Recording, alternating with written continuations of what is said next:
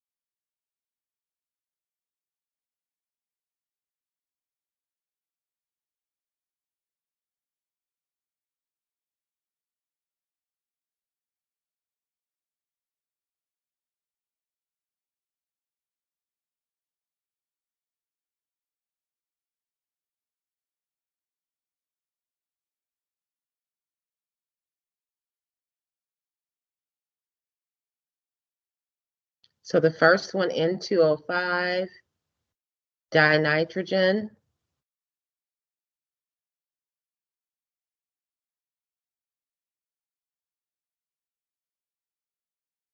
Pentoxide.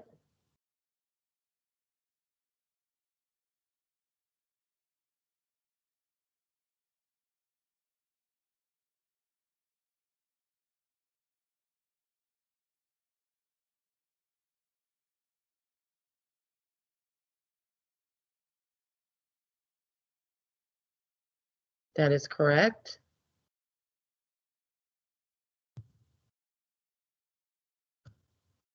And so the second one, ICl3, iodine trichloride. That is correct. And then the last one, P4S5. Any volunteer for that one?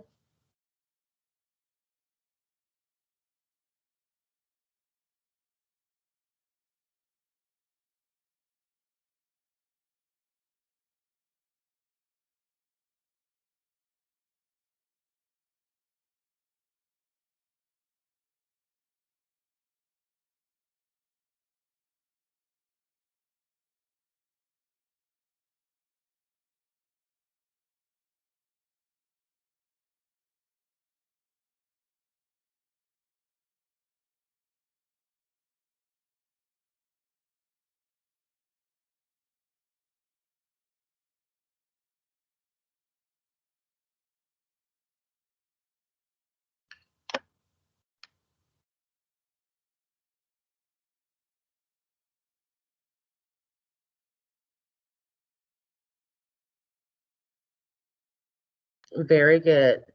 Tetraphosphorus pentasulfide.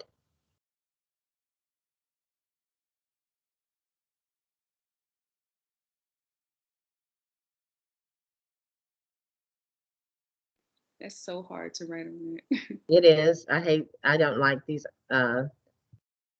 very well. They are not the easiest tools to use. There we go. So tetraphosphorus pentasulfide. Any questions about the left half of table 1?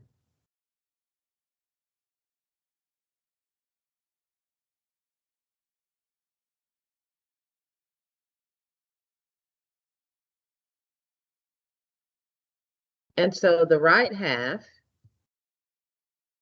of the table, we're given names and we're asked to provide formulas. So we already gave, we were already given the formula for chlorine dioxide, ClO2.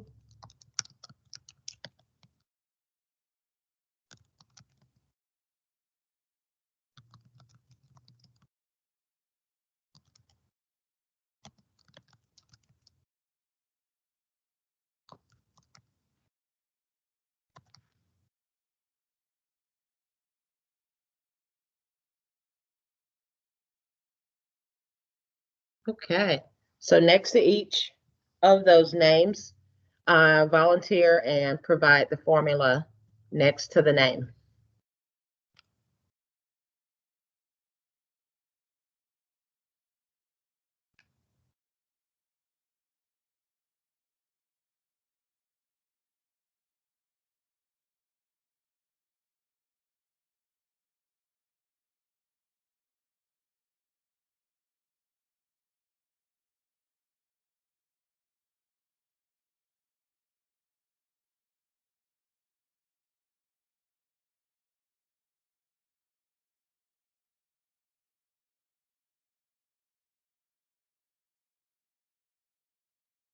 Thank you. Iodine pentafluoride. So that means there's no Greek prefix in front of the iodine. So that means there's only one iodine. And then penta, Greek prefix is 5. So you're going to have 5 fluorines. And you also want to make sure that your fluorine is capitalized.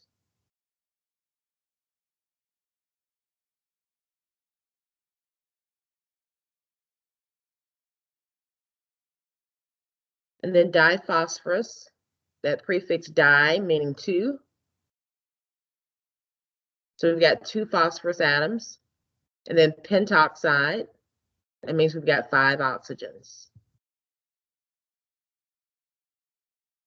So P2O5 is correct. Then, of course, carbon monoxide. That's a very easy one. There's no prefix in front of the carbon, so that means there's only one carbon in the formula. Then monoxide means there's only one oxygen.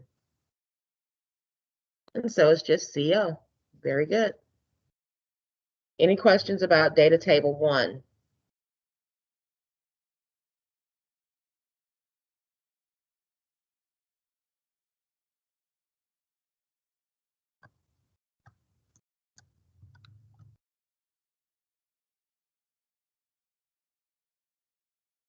So now that we've completed our review of naming molecular compounds, now we're ready to move on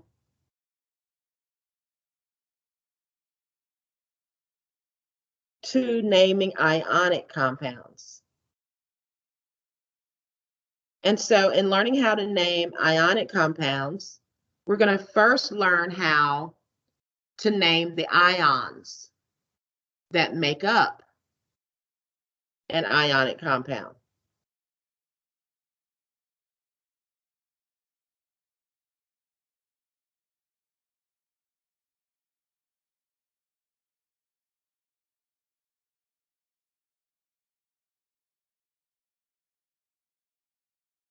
So in reviewing the material needed for data set 2, let's first talk about ions. So ions are made from atoms. Atoms which have gained or lost electrons have a charge associated with them. And so therefore, an ion is produced when an atom either loses an electron or gains an electron. And so let's recall what we know about atoms. We know that atoms are composed of a nucleus. Inside that nucleus are positively charged protons and neutral neutrons. Outside of the nucleus of an atom are negatively charged electrons. And so in the first chapter this semester, we learned that there are an equal number of protons and electrons in a neutral atom. And that means that the positive charges that the proteins carry are canceled out or balanced out by the negative charges that the electrons bring to the table. So that makes an atom overall neutral. And so if an atom loses an electron, After that atom loses an electron, it will then have more positively charged protons than it has negatively charged electrons.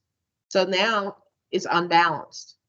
And having more positive charges than negative charges means that you created an ion that's positively charged. The other scenario is when an atom gains an electron. So in gaining an electron, it will now have more negatively charged electrons than it has positively charged protons, giving the ion an overall negative charge. So negatively charged ions are called anions. Positively charged ions are called cations. And so when you write an ion, you'll write the name of the atom from whence it was made, and then you put the appropriate charge as a superscript in the upper right-hand corner of the symbol for that atom.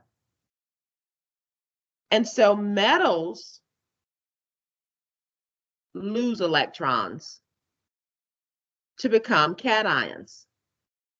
Nonmetals will gain electrons and become negatively charged ions called anions.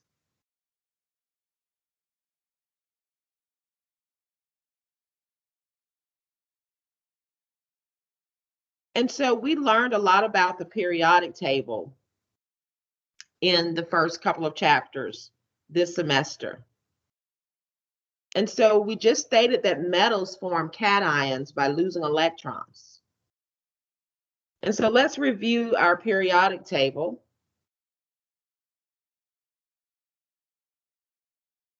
And we recall that metals are on the left-hand most side of the periodic table.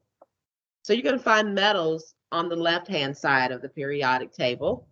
You've got your group 1A, also called your group 1 metals. And in that group 1A category, all of the elements in this group are metals except for hydrogen. Hydrogen is shown in green and not in red like the rest of these. So these are shown in red are your group 1A metals that are called alkali metals. They're shown in red. And we also learned in chapter 3 that valence electrons are those outermost electrons. They lie in the outermost energy level orbital for an atom. And we also learned that only the valence electrons can participate in bonding. And so therefore, just like with the covalent bonding that we saw in our Lewis structure drawing, in which the atoms, the nonmetal atoms share electrons, only the valence electrons are going to be shared. Those are the only ones that are available for sharing and therefore available to form covalent single and covalent double and covalent triple bonds. The same thing goes for metals that are going to form ions and therefore form ionic bonds with nonmetals.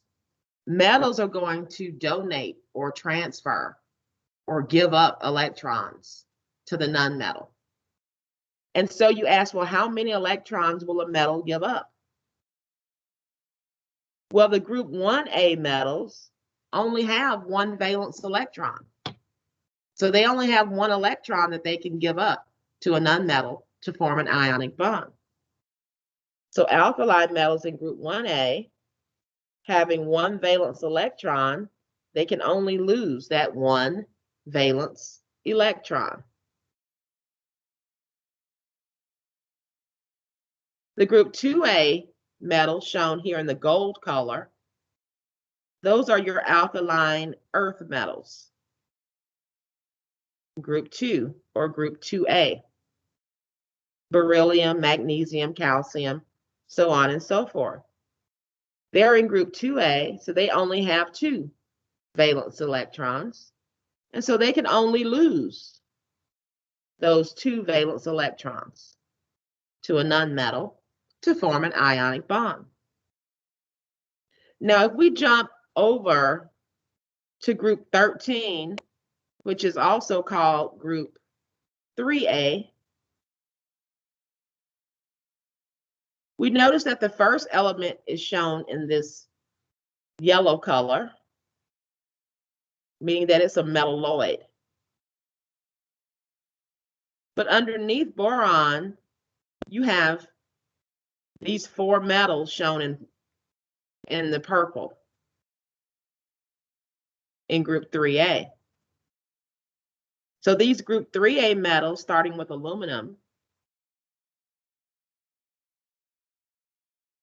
they have 3 valence electrons.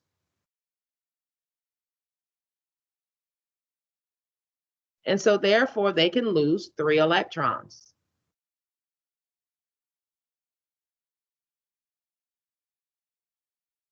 Now I skipped over a big group of metals that are found in the middle of the periodic table, and these are our transition metals.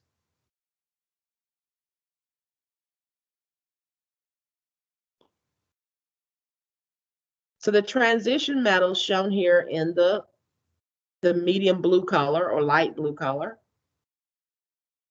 Well, you may ask, well, how many electrons can these transition metals lose?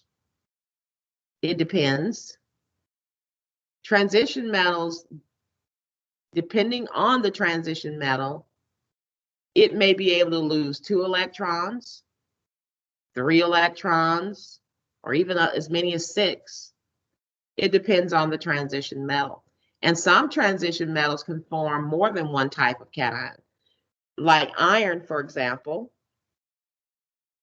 Fe, it can form a cation with a 2+ charge by losing 2 electrons, but it can also form a cation with a 3+ charge by losing 3 electrons.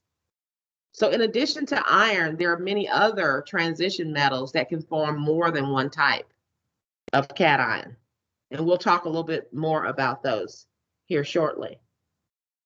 So we've talked about the metals on the periodic table in forming ionic bonds and therefore ionic compounds. They lose electrons. The nonmetal part of the ionic compound will gain the electrons that the nonmetal loses. So now if we go over to the right-hand side of the periodic table, where the nonmetals reside, we'll first start off by talking about our happy group. The happy group is group 18, also known as group 8A, the noble gases.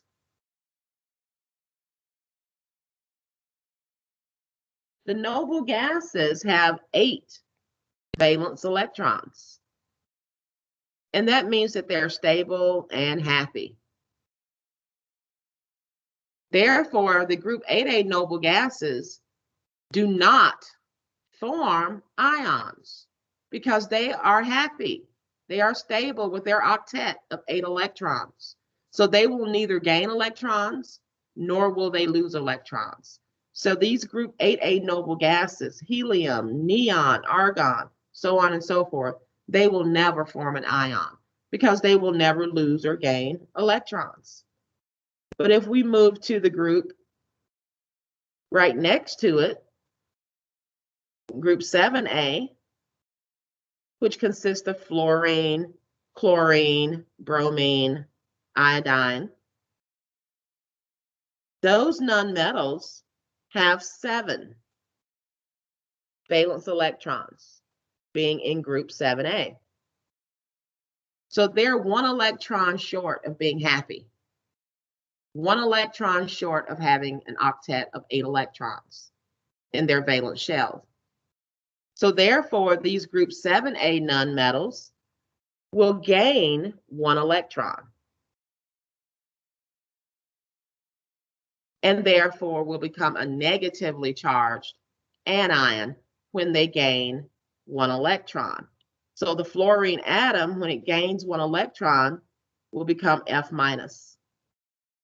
The chlorine atom, when it gains one electron, will become the chloride ion with a -1 charge. So notice I just put the minus sign. I didn't put the number 1. I could, or I could just leave off the number 1. And it means the same thing.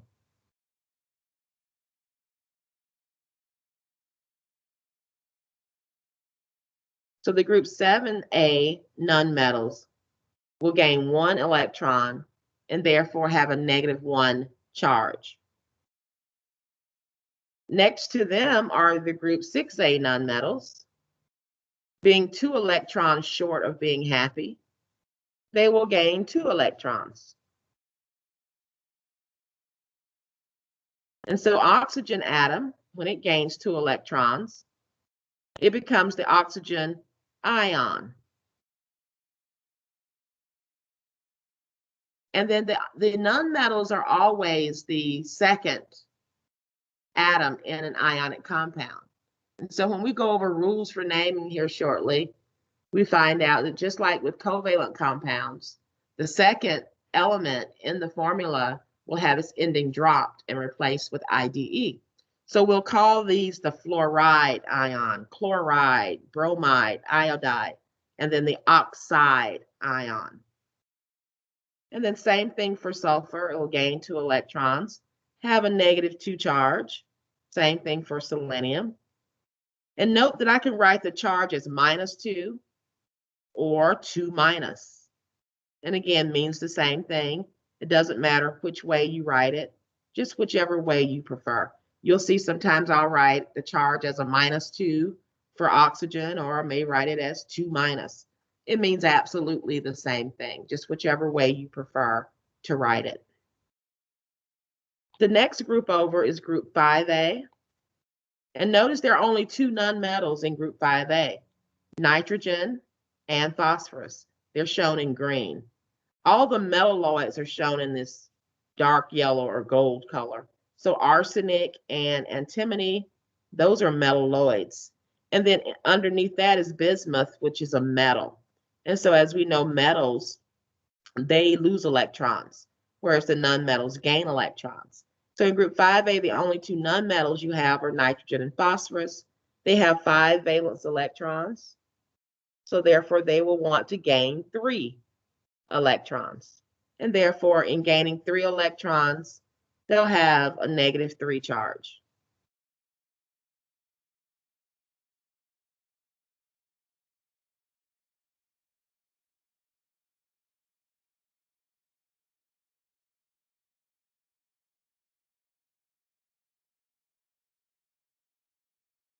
So now that we've gone over the types of ions that are group 1A and group 2A metals will form by gaining 1 for group 1A, losing 1 electron, and group 2A losing 2 electrons, having +1 and +2 charges respectively.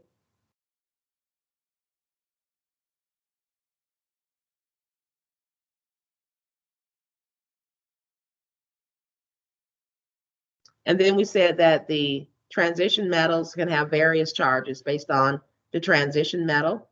And then your nonmetals will gain electrons so that they'll have a full octet of 8.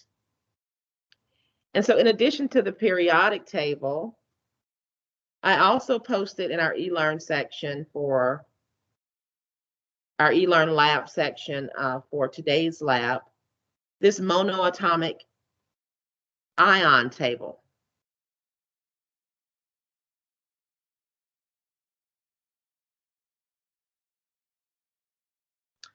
And we know that the prefix mono means 1. So a monoatomic ion is made from only 1 type of atom. And so here, this table gives you the charges for each of the ions. Like group 1A, they all have a +1 charge. 2A, they all have a +2 charge. And then the 3A group metals like aluminum having a 3+ charge. And then jumping over here to your nonmetals, you see your group 7A ions gaining 1 electron have a -1, your 6A's having -2, and your 5A's having -3 charges.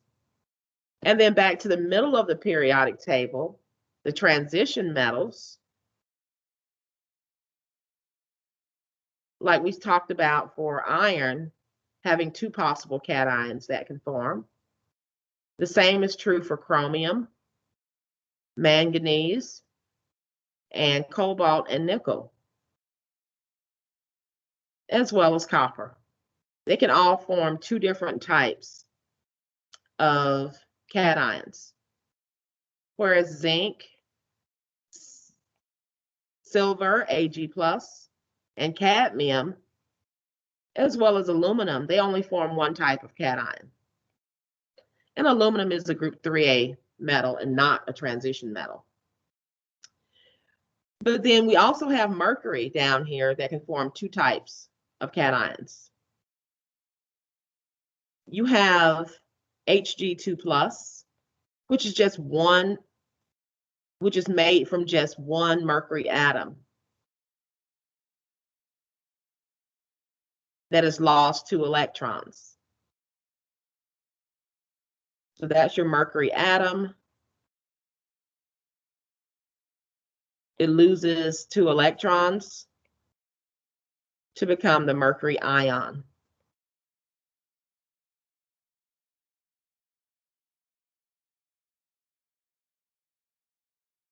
Note that mercury is a transition metal. And when I wrote the name for the ion, note that I used the parentheses, and in the parentheses, I have a Roman numeral 2.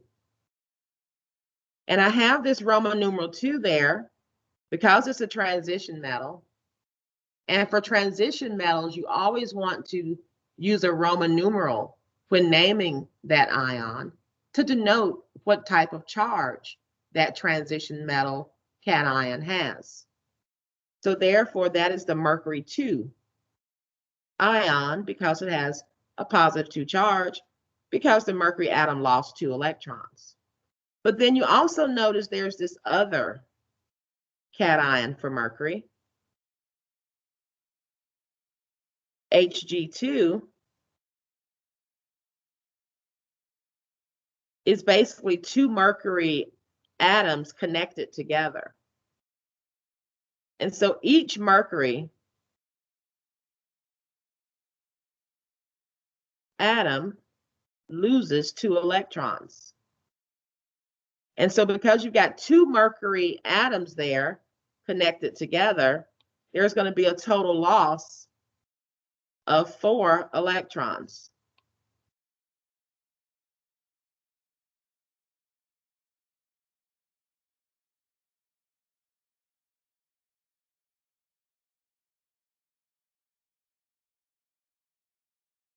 And so this is called the mercury 4 ion.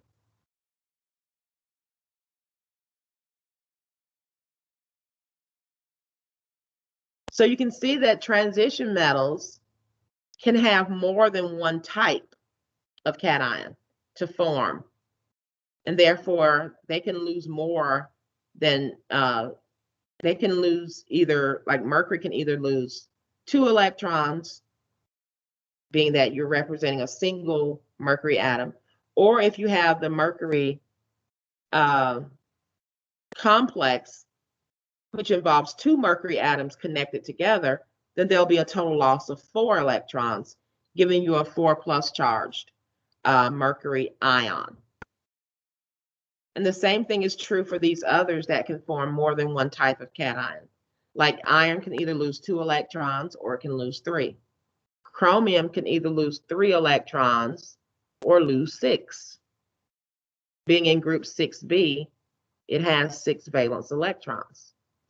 And so this is a little helpful table to keep handy when you're doing your homework and your quizzes, so on and so forth, and also while you're doing this lab today, so that you can refer back to it to note what type of cation a particular transition metal can form.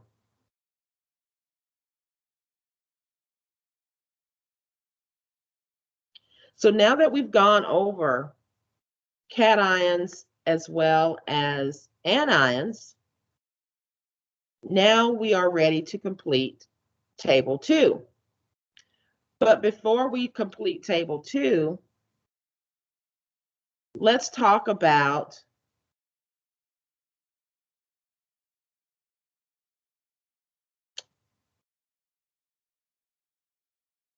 the two different tables, Tables 2 and 3, that we're about to complete.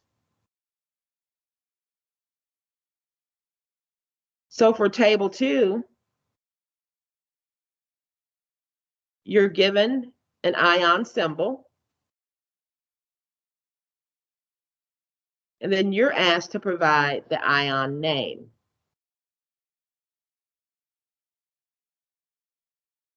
And so you can always refer back to your periodic table if you're not sure about a symbol. So Cu, that's copper. So you can always refer back to the periodic table to be sure of the identity of an ion. And so Cu being copper, and there's a +1 charge, and the fact that copper is a transition metal. To name the ion, you would call it copper, and then Roman numeral 1 in parentheses, ion. And so all of the metals listed in Table 2 are transition metals. So for all of these ions, you would use the Roman numeral designation to name the ions. So Sn +4, Sn is 10.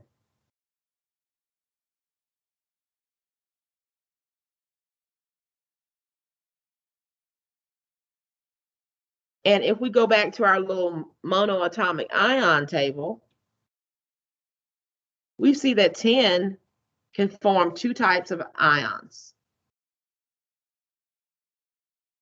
It can form a 2+ or a 4+. And so therefore, even though 10 is technically not within the transition metal block, because the transition metal block ends right here. So aluminum is not a transition metal. Neither is tin or lead. But because both tin and lead can form more than one type of cation, then you want to use the Roman numeral designation to denote, well, which lead are you talking about? Are you talking about lead 2+ or lead 4+? Which tin are you talking about, 2+ or 4+? So you want to use the Roman numeral designation to denote the charge on that tin ion. And so the +4 charge means that we need to put a Roman numeral 4 after the name of the ion. So that will be 10 Roman numeral 4 ion. So finish completing Table 2 by giving the name of those cations. And then I want you to also go ahead and complete Table 3. And again, the first row has been done for you. You're given an atom. And then you're to provide the symbol for the ion that forms when that atom loses one or more electrons, depending on what group number it's in. So again, you may want to refer back to your periodic table. And then give the name of the ion. So the lithium atom is in group 1A. So it can only lose one electron to have a +1 charge. So therefore, this is going to be the lithium +1 cation. And its name is lithium ion. Barium is in group 2A. So it can lose 2 electrons, become Ba2+ or Ba+2, however you want to write it. And its name is the barium ion. So complete the rest of table 3 in that fashion. So now go ahead and go into your individual group meeting rooms and complete tables 2 and 3 with your group. And we'll return back to the general meeting room at 10:10 a.m.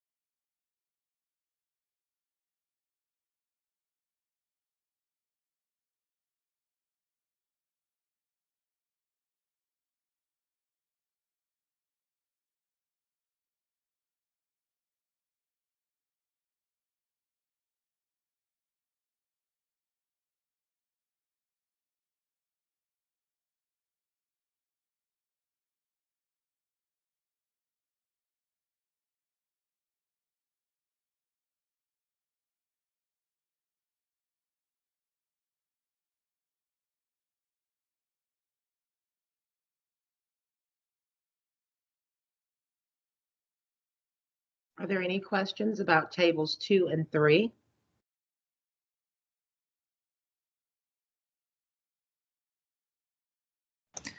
For the last mercury 2 plus, would that be a dimercury 2 ion or mercury 4 ion? Remember that Greek prefixes are only used for molecular compounds. You never use a Greek prefix with a metal ion because metal ions are only found in ionic compounds. So you never use a Greek prefix like di associated with a metal ion. Those Greek prefixes are only associated with non-metal atoms in molecular compounds. Okay? So no, you would not use that Greek prefix di in naming this ion. If you recall, I went over that a few minutes ago. Sorry. Remember I talked about mercury on the little monoatomic ion table? I pretty much gave you the answers already.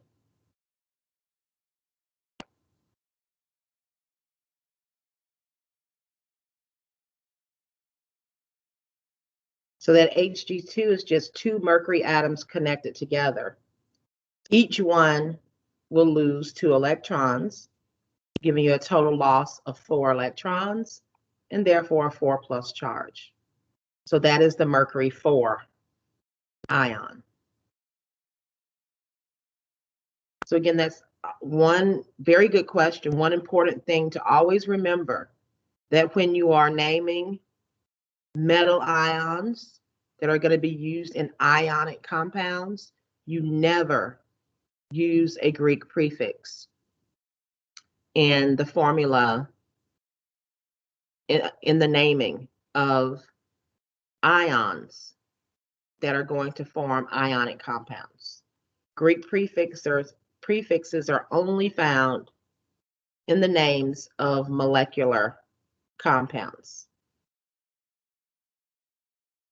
Are there any other questions about tables 2 and 3?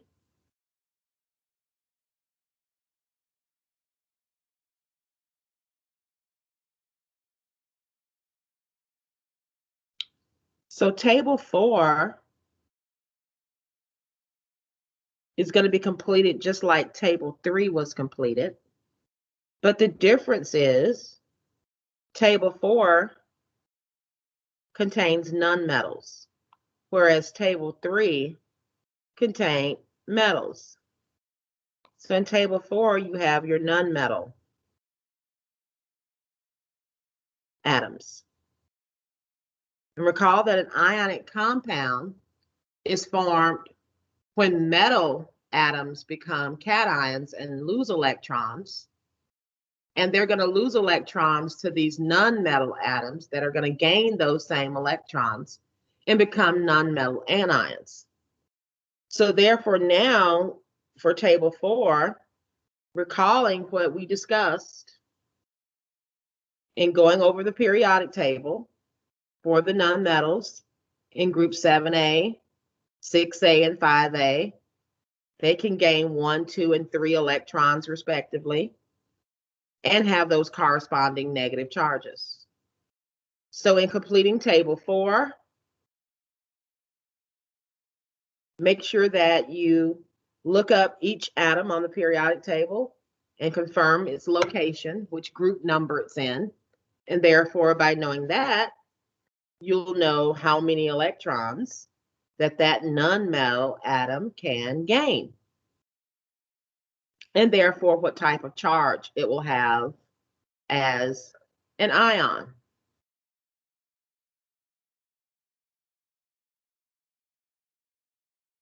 And so for table 4, the first row again, has been done for you. Fluorine is in group 7A, so it can only gain 1 electron.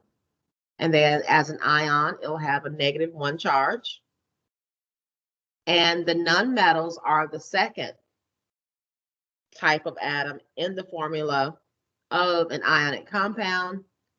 And so the names of the nonmetal ions will have their name endings dropped and replaced with IDE. So the fluorine atom becomes the fluoride ion. Same thing for oxygen. Being in group 6A, it can gain 2 electrons and become the oxygen ion with a -2 charge. And so its name is the oxide ion, with the name of oxygen's ending dropped and replaced with IDE. So the remainder of these nonmetal atoms that are shown in table 4 give the symbol for the ion that it will form and the name of that ion. And so for table 5,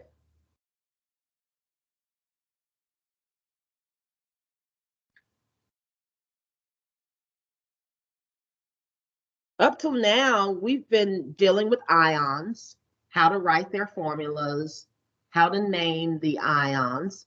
All of these ions that we've looked at so far have been monoatomic ions.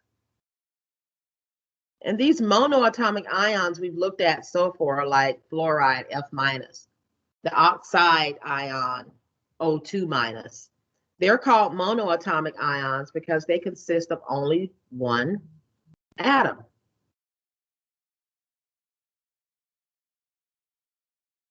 Now, there are also ions that are called polyatomic ions. These ions consist of more than one type of atom. The major group of polyatomic ions are actually anions. So most polyatomic ions are negatively charged, and therefore they are anions.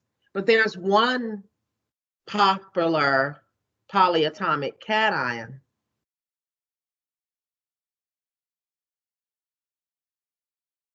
and that's the ammonium ion, NH4+.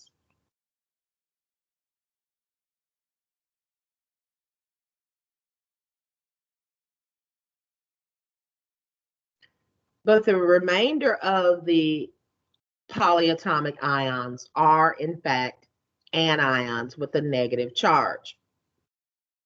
And we've got several of them listed here, which belong to a subclass of polyatomic anions called Oxy Anions. They all contain one or more oxygen atoms, and that's why they're called Oxy Anions. And there are many other types of polyatomic ions in addition to the Oxy Anions. And so under the course content tab for our Nomenclature Lab this week, I also added a Polyatomic Ion Table for reference. So this table gives us a list of the more common polyatomic ions. And there's the ammonium cation that I referred to earlier. The rest of these ions, as you can see, are negatively charged. The only other ion in this table that's not negatively charged is that ammonium cation with the +1 charge. Below this table, I've listed some popular metal cations.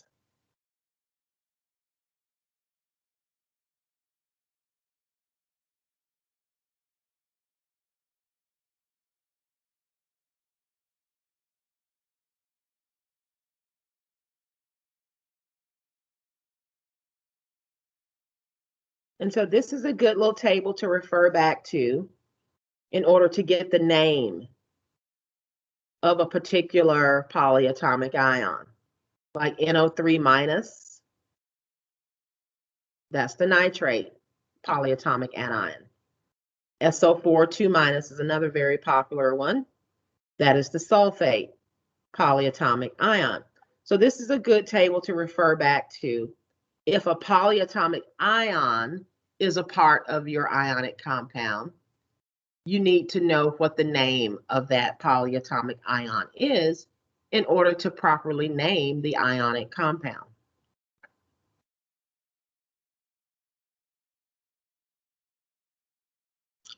So for table 5, now we're going to be putting the cation together with the anion, and we're going to form the ionic compound.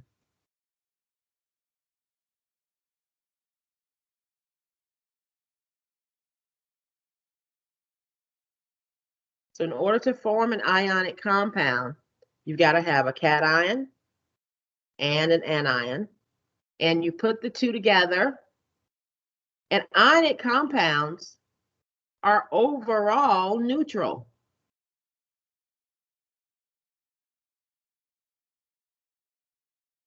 So what that means is that the charges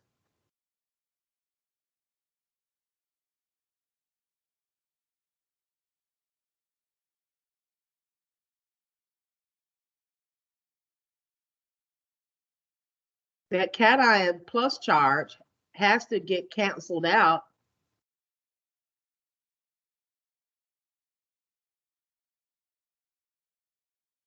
by the anion's negative charge.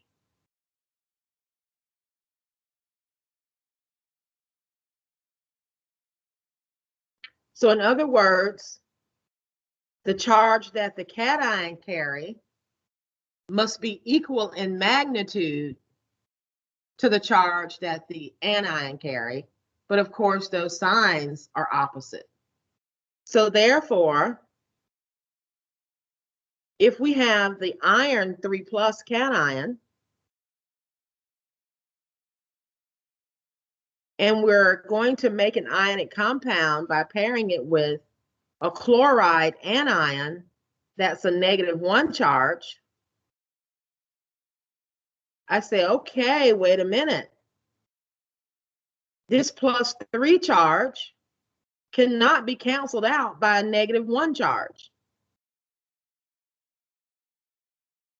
So how do I form the ionic compound? How do I get the charges to cancel out?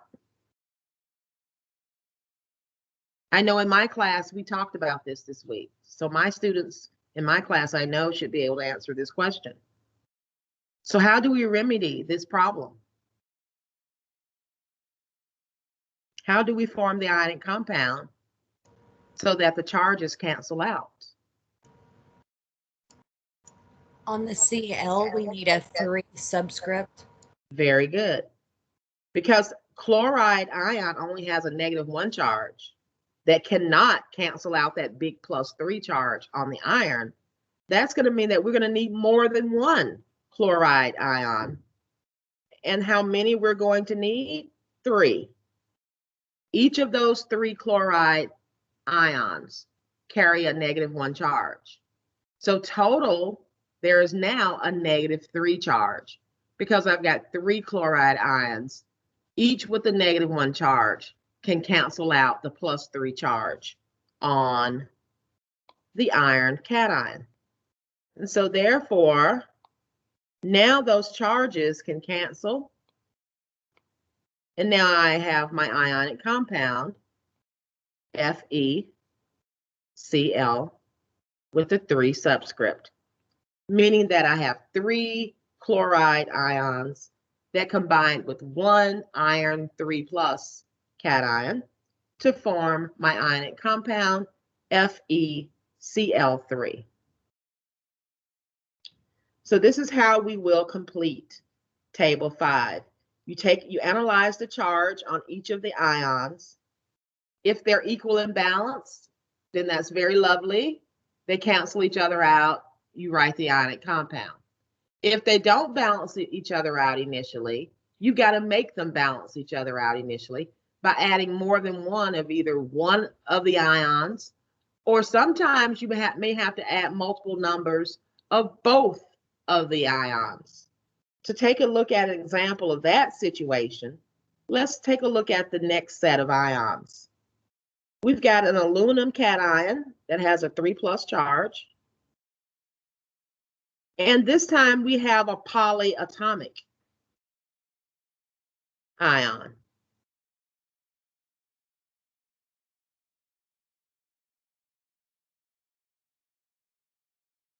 That's sulfate. We looked at that in our polyatomic ion table a few minutes ago. My personal preference, and this is how I've been doing this for years, I always put my polyatomic ion, because there's more than one atom that makes up the polyatomic ion, I like to put it in parentheses. Because you see this charge, that -2 charge, that -2 charge is not just for that oxygen. It's for the entire polyatomic ion. So that's why I like to put my polyatomic ions in parentheses and put the charge on the outside of the parentheses. That makes it clear that this -2 charge is for the SO4 unit, not just for the oxygen. But again, I have the same problem that I had when I tried to combine the Fe3+ with the Cl-1. A 3+ charge cannot be canceled out by a -2 charge. So whenever what I call you have the 3-2 situation, a +3 -2 situation, or a +2 -3 situation, then you need to think least common multiple. And so therefore, the least common multiple of 3 and 2 is 6. So that means I need a total 6+ charge for my metal, and I need an overall -6 charge for my nonmetal part, my anion part. So in order to have a total +6 charge for my metal, I'm going to need 2 aluminum cations. 2 times 3, that gives me 6. For my polyatomic anion, SO4 2-, in order to have a total -6 charge to balance out the +6 of the cations, I'm going to need 3 sulfate polyatomic ions, 3 times -2, giving me -6. So now my charges cancel, and now I can write the formula for my ionic compound, Al2 SO4, and I'll put my polyatomic in parentheses, and my subscript 3 goes on the outside because I've got 3 sulfate polyatomic anions in the formula for this ionic compound. So now that I've done the first 2 step by step with you, follow that same methodology to complete the remainder of table 5. So now go back to your group meeting rooms, complete table 4 for the nonmetal atoms that you're going to convert to your anions, and then complete table 5 by putting the cation with the anion and forming the ionic compound formula. And I'll be popping into your group meeting rooms to see if you have any questions. So go ahead and go to your group meeting rooms and complete tables 4 and 5. Let's return to the general room at 10:45.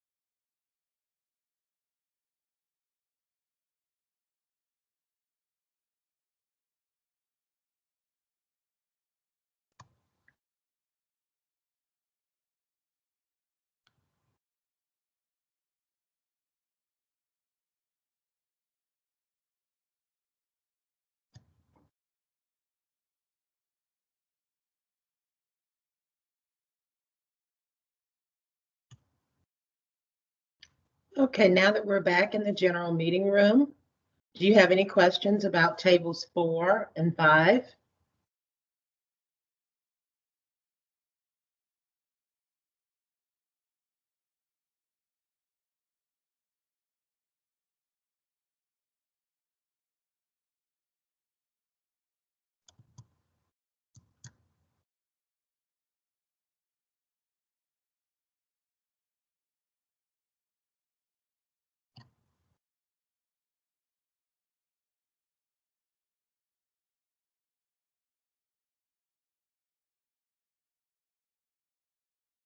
Any questions about tables 4 and 5?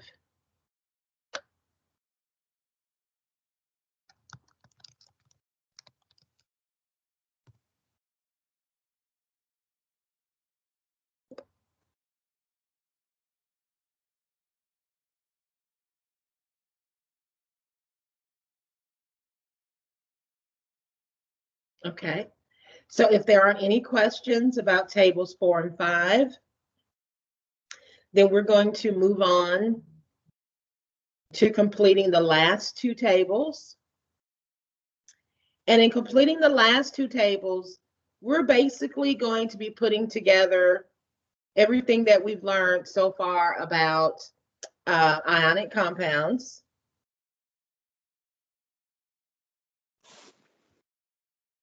And therefore, not only write the formulas for the ionic compounds made by combining two ions together, but then also naming that ionic compound. So now let's go through the 4 rules that we're going to use today to name ionic compounds.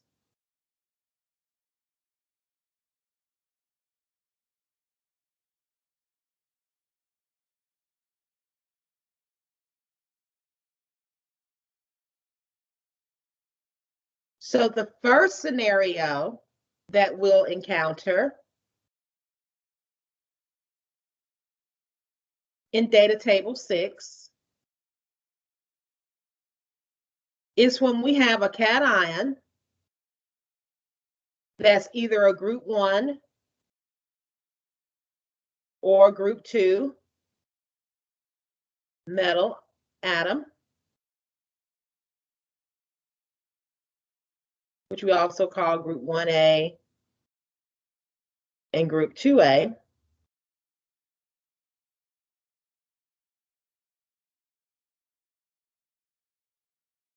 And the first element in the formula of the ionic compound are going to be a group 1A or a group 2A metal. And the second element, all of these are monoatomic anions. And the first element, all of these, and from potassium through calcium,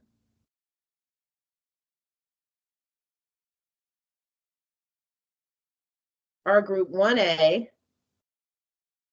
or 2A monoatomic cations. However, there's one cation in table 6 that is not a group 1A or 2A monoatomic cation, but it is a transition metal monoatomic cation.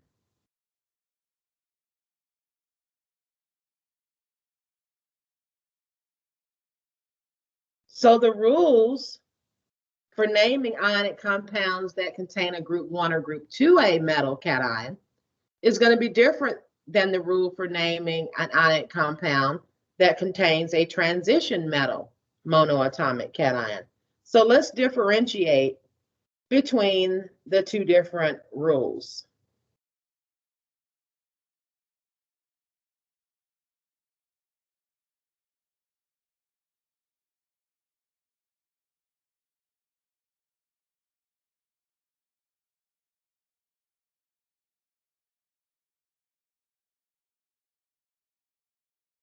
So let's write rule number 1.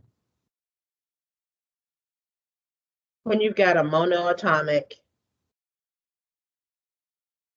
group 1A or 2A cation plus a monoatomic anion.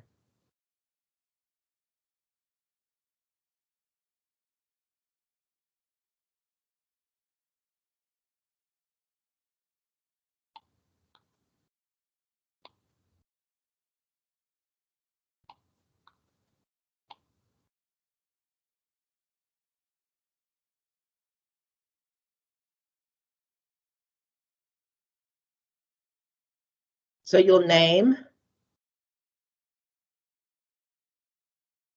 the cation.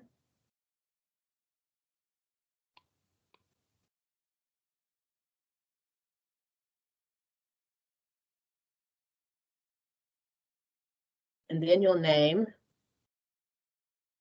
the nonmetal anion.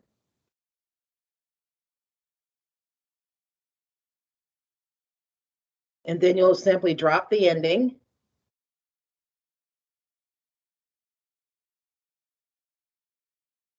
to the name of the anion and replace with IDE.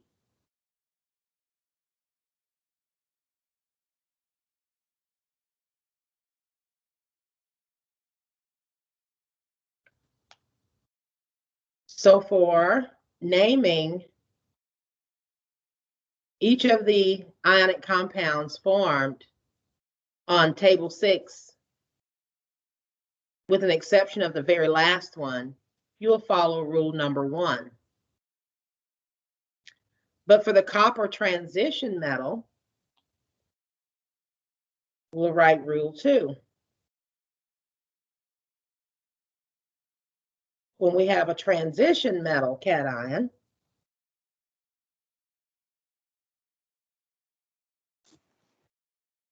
plus a monoatomic anion.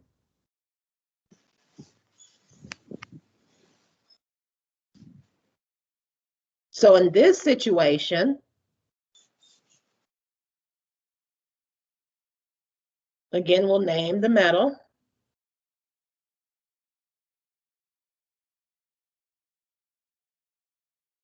But then we'll put parentheses next to the metal name.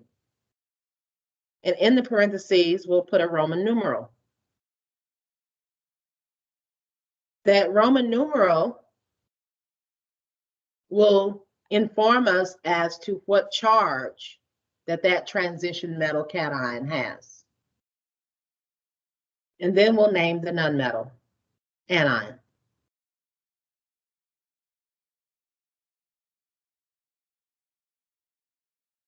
And then again, we'll drop the ending of the nonmetal and replace with IDE.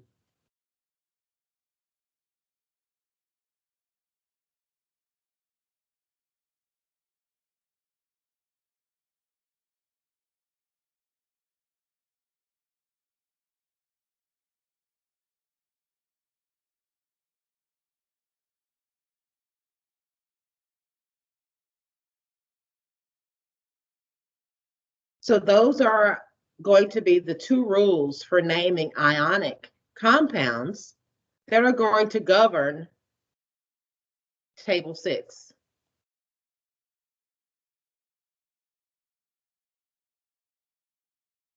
And so the first one's been done for you. You're applying rule number 1. You've got a group 1A metal, potassium. Its ion symbol being in group 1, it could only lose 1 electron and therefore have a +1 charge. The second element in the compound is going to be nitrogen. That is a group 5A nonmetal, and therefore it has 5 valence electrons, so it's going to want to gain 3, so it will be happy having 8 total. So nitrogen gaining 3 electrons will become the nitrogen -3 ion. Putting those 2 ions together, you've got K+, You've got N3 minus.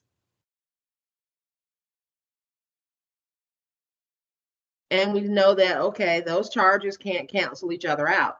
A +1 can't cancel out a -3. So therefore, we're going to need 3 potassium cations in order to have an overall +3 charge that can be canceled out by the -3. And in doing that, that gives us our formula, K3N.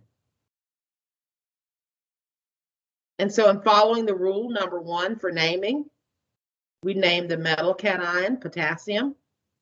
We name the nonmetal anion nitrogen. We drop the ending of nitrogen and replace with IDE, making it nitride. So the name of that ionic compound, potassium nitride. And so you'll repeat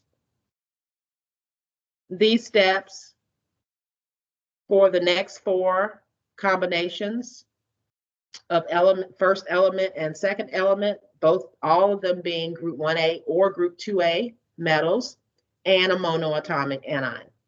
The last one is copper 2. It's a transition metal monoatomic cation. So for this one, you're going to follow rule 2 in naming.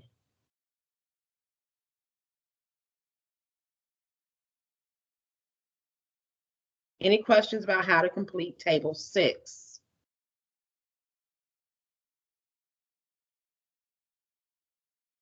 For table 7,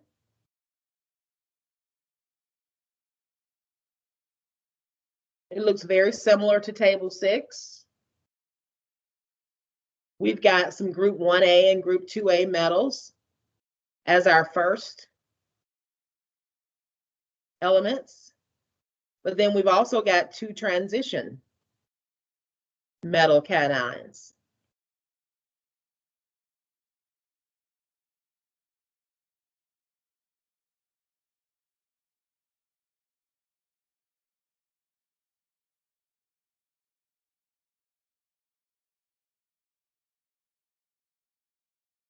And then the second part of the ionic compound for table 7, they're actually polyatomic anions. So we're going to need our little polyatomic ion table to help us out in naming these ionic compounds, because we need the name of those polyatomic anions in order to complete the name for the ionic compound. So let's talk about the rules we need to apply in naming the compounds in table 7. And so we'll call this the rules for naming ionic compounds for table 7.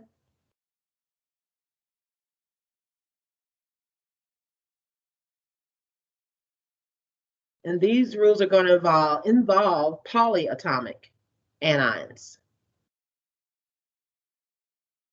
So we'll call this rule number 3.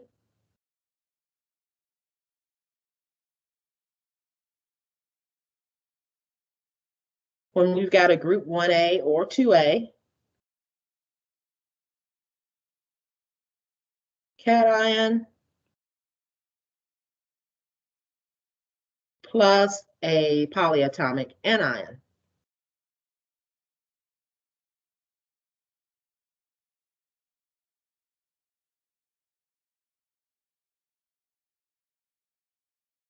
So we name the metal,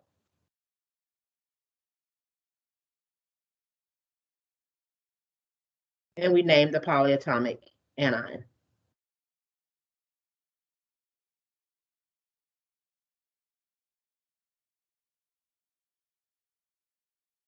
And that is it.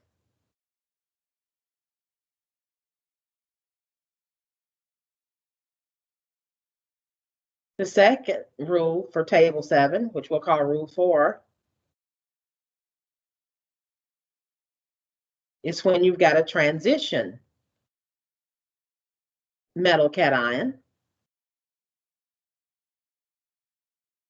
plus a polyatomic anion.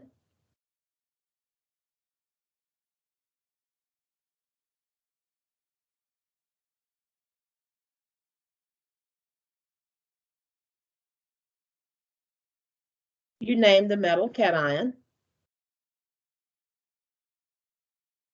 And then you put parentheses with the appropriate Roman numeral next to that metal cation name.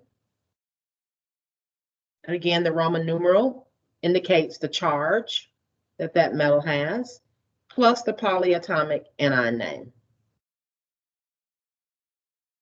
And notice for polyatomic anions, you do not drop the ending of their names. Only for monoatomic anions do you drop the ending of their names and replace with IDE.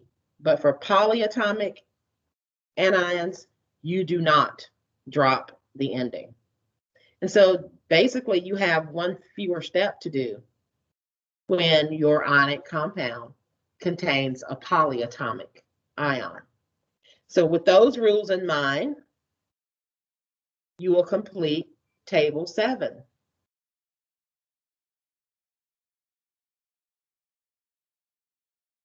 So the first one in table 7's been done for you. You're combining potassium, that's a group 1A metal with a +1 charge, with the polyatomic ion NO3 minus.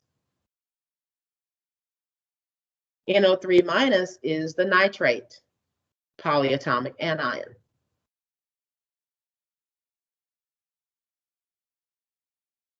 And so you've got a K plus. And again, I like to put my polyatomics in parentheses with the charge on the outside. That's NO3 minus. And this is a good situation. There's no extra work that needs to be done because you got a +1 charge that gets canceled out by a -1 charge.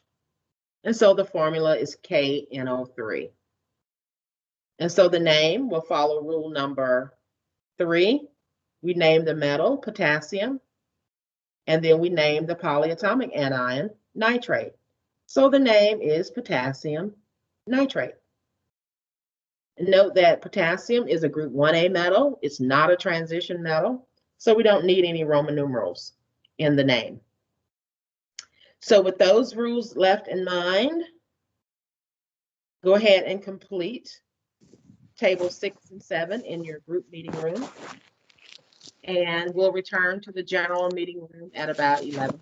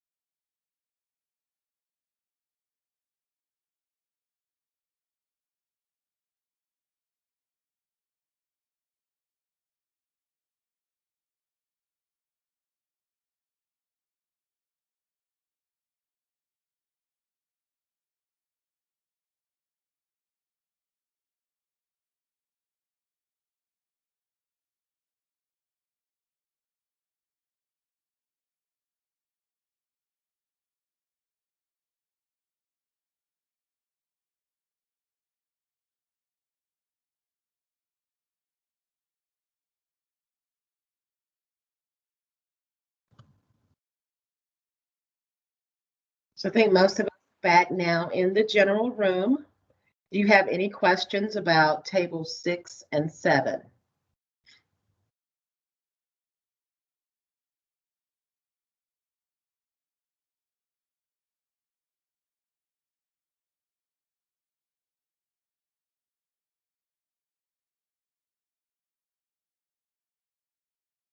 I've had trouble with Teams this week, so if you can hear me, can someone raise their hand? Just to let me know that you're hearing me, okay? Great, thank you. So everyone's good with tables 6 and 7? No questions? If not,